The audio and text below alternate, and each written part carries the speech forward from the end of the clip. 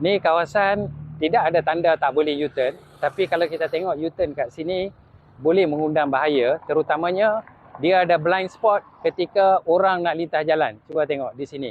Dia ada papan tanda kat tengah tu juga menghalang penglihatan pemandu. Bila dia buat U-turn, dia mesti tekan minyak nak lepas terus.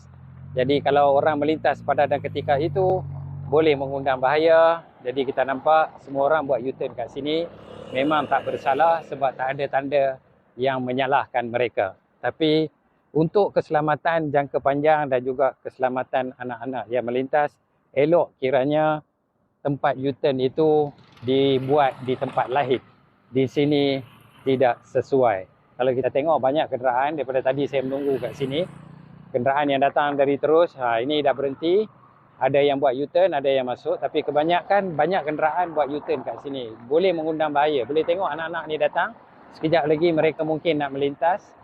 Okey, kita tengok kenderaan itu. Hai bang. Kenal Okey, kenal. Bagus. Terima kasih.